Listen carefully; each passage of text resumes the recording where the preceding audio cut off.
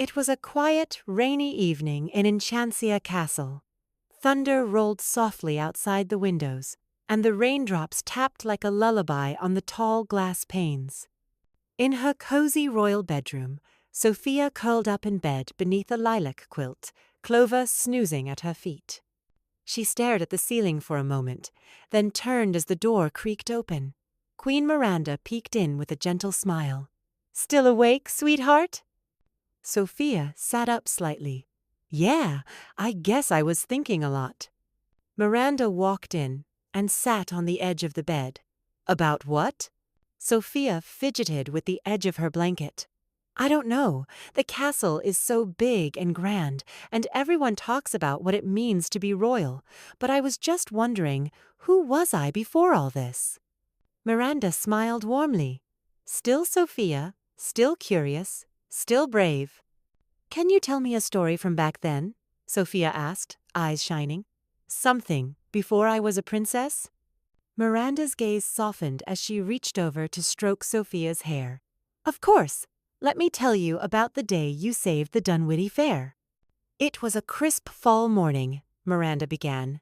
"You must have been around 7. The village was buzzing with excitement. The Dunwiddie Harvest Fair was just around the corner, and everyone had a part to play. Farmers were setting out their best apples and cabbages. Bakers were kneading dough for honey bread, and I was fitting boots for every villager in sight."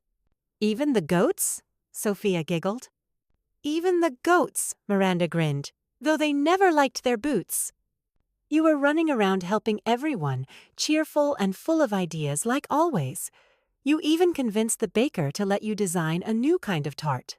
Raspberry pumpkin, I think. Most people were too polite to say how strange it was." Sophia buried her face in her pillow, laughing. "But then something unexpected happened," Miranda continued. "Old Mr. Beasley, the man who built the wooden fair stage every year, fell and sprained his ankle, and without him, the fair couldn't go on. There was no one else who knew how to build something so big in just a few days. Everyone started panicking." "What did I do?" Sophia whispered. Miranda smiled, a twinkle in her eye. "You watched for a little while.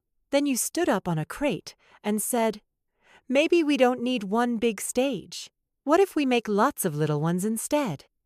Sophia blinked. "Did I really say that?" "You did." Miranda nodded. "You ran to get Ruby and Jade, gathered scraps of wood, and asked every villager to pitch in. 'We can each build something small,' you told them. 'Then we can put them all together.' And you meant it." The rain outside continued to fall softly as Sophia listened, wide-eyed. "And that's what you did. One family built a short platform, another added steps. One old couple brought out an archway from their shed.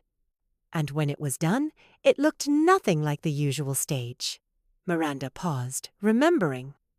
"But it was more beautiful, because it was made by everyone, together." Sophia looked down thoughtfully.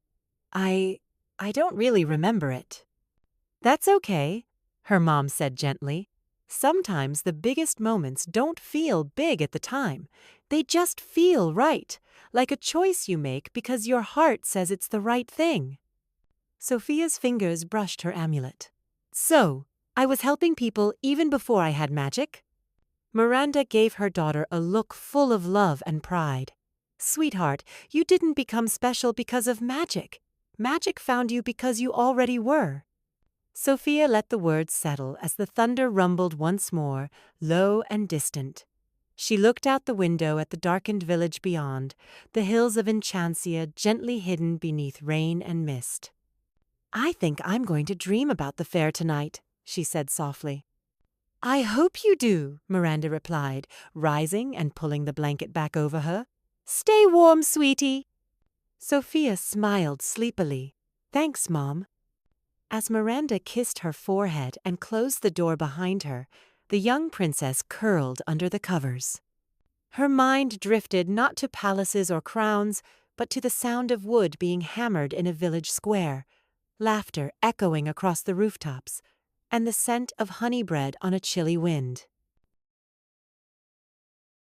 The end.